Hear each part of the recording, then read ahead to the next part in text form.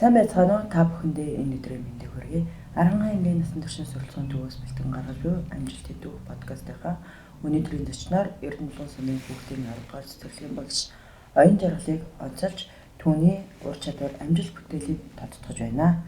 Танд энэ өдрийн мэндийг хүргэе. Сайхан хаварчж байна уу та? Өдрийн мэнд сайхан хаварчж байна уу? Бидний урилгыг хүлээн авч хүргэсэн ирсэн танд баярлалаа.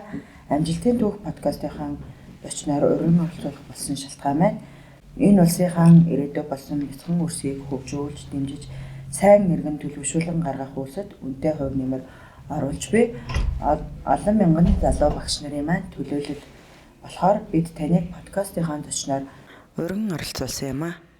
Та биднийг үзэж байгаа үзэгчтэй өөрийгөө болон гэр бүлийнхээ гишүүдийг танилцуулна. Подкастнда урьж оролцуулсанд баярлалаа. Намайг Оюн Жаргал гэдэг Хөвсгөл аймагт төрж өссөн одоо нөхөр 3 хүүхдийнхээ хамт Харангаа аймагт ажиллаж амьдарч байна. Таны ажлын гараа хэдээ аль байгууллагаас эхэлсэн бэ? Одоо эрхэлж буй ажлынхаа тухай хоёулаа яриагаа эхлүүлье. Миний ажлын гараа гэх юм бол одоо хүүхдийн 5, 8 дугаар цэцэрлэгүүдэд туслах багш хийж аваад 2013 онд Улаанбаатар хот дахь сургуулийн өмнөх боловсролын сургуулийг төгсөөд цэцэрлэг сумын хүүхдийн цэцэрлэгт анх бүлгийн багшаар очиж ажиллаж байсан.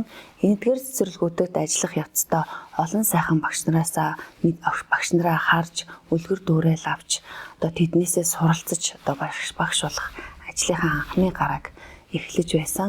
Дараа нь 2015 онд Харангаа аймгийн багшийн сургуулийн дэргэдэх хүүхдийн 10 дугаар цэцэрлэгийг байгуулагдахад бүлгийн багшаар ажилд ороод одоо 10 гаруй жил цэцэрлэгийн багшаар одоо доктор сургалтад ажиллаж байна.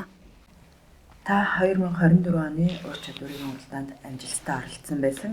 Ур чадварын уралдаанд хэрхэн амжилттай оролцсон талаас та бидэнд хуваалцаач. Ур чадварын уралдааны тухай гэх юм бол аймгийн засаг дарга Цэрэн Найдмад боловсролын газрын хамт олонтой хамтран зохион байгуулдаг, багш нарыгаа үнэлж дөрвөндөг, урамшуулдаг олон бүтээлч ажлуудыг зохион байгуулдаг. Үүний нэг нь бол одоо цэцэрлэгийн багш нарын дунд зохиогддог ур чадварын уралдаан байсан. Энэ уралдаан маань одоо бүчилсэн маягаар 1-р шат нь аймгийн цэцэрлэгийн багш нарын дунд, 2-р шат нь бүсийн багш нарын дунд гээд 2 үе шаттайгаар зохион байгуулагдсан. Энэ уралдаанд өөрийн мэдлэг чадвар, ур чадвараа ашиглан амжилттай оролцсонд одоо баяртай байдаг. Энэ цэцэрлэгийн багшийн ажлыг хэрийн багийн хүн авч явж хийн гэдэг нь тийм амар ажил биш шиг санагддаг. За энэ олон бяцханнуудыг авч сургана, хөөрхөн хүмүүжүүлнэ, за дээрэс нь хөгжүүлнэ, авиасыг нь хөгжүүлнэ гэдэг нь нэлийн их хөдөлмөр зүтгэл басгүй их төвчээр хэрэгтэй юм шиг санагддаг. Таны өдийг хүртэл энэ ажлаар амжилттай ажиллахад нөлөөлсөн ажил амьдралдаа баримталдаг чиг шугам одоо зарчмууд дасаа та бидэнд хуваалцаач. Тийм шүү, багш хүн байна гэдэг тэр дундаа цэцэрлэгийн багш хүн байна гэдэг нь бол одоо хүнээс асар их төсвөр төвчээр хатуужил бас хайр хүндэтгэлийг шаарддаг юм болоо гэж би ойлгодог.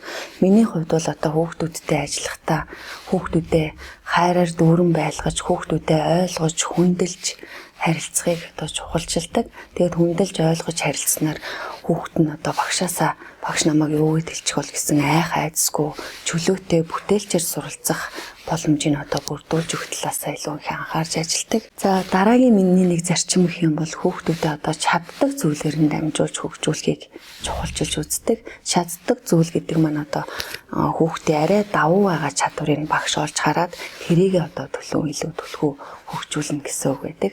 Одоо сэтгэн бодох чадвар нь арай илүү хүүхдүүд байх юм бол сэтгхүүн чиглэлийн тоглоом тоглуулах, даам тоглуулах, шатар тоглуулах. Тэгээд тэр явцдаа хүүхдийнхээ одоо бусад бүх чадваруудын дэмжиж явдаг. Хэл ярианыхын чадварыг, тоолох чадварыг гээд олон сайхан чадваруудын дэмжих боломжтой байдаг.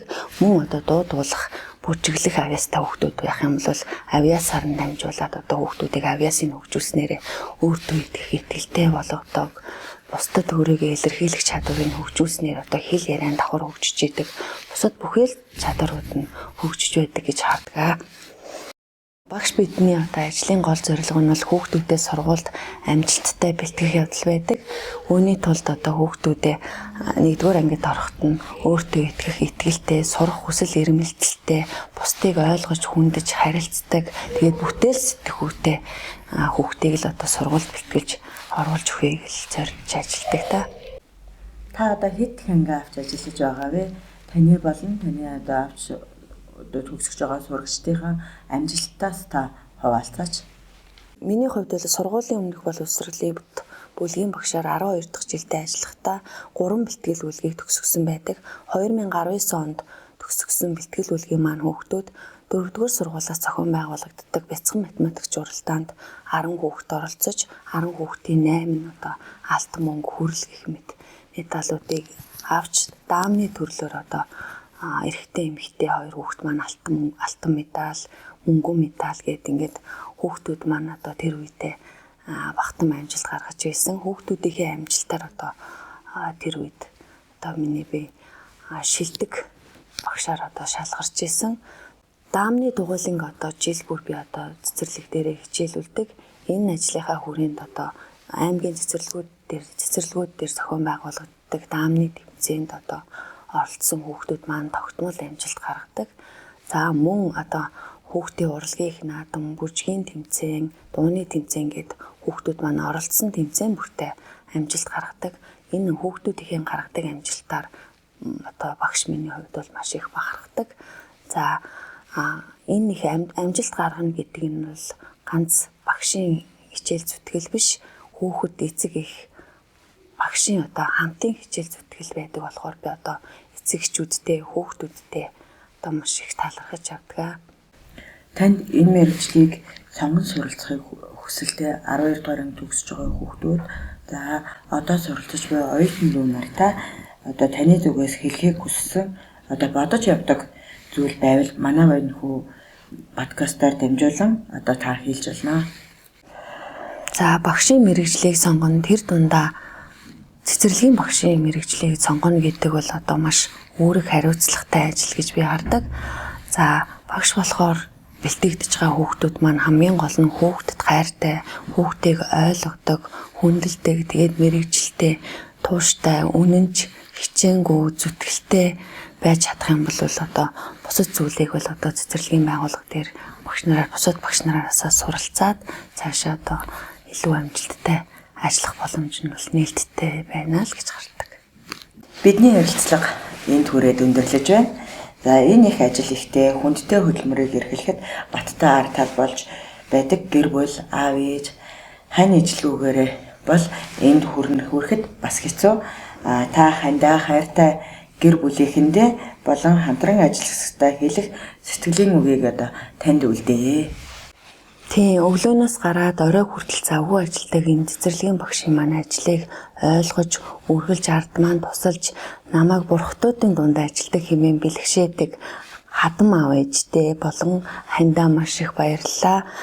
За тэгээд хамтран ажилладаг ажилд маань үргэлж дэмжлэг үзүүлдэг 10 дугаар цэцэрлэгийн хамт олондоо за мэргэжил нэгт салбарын багш ажилчдаа болон насан туршийн суралцахын төвийн танай хамт олонд ажлын өндөр амжилт хүсье.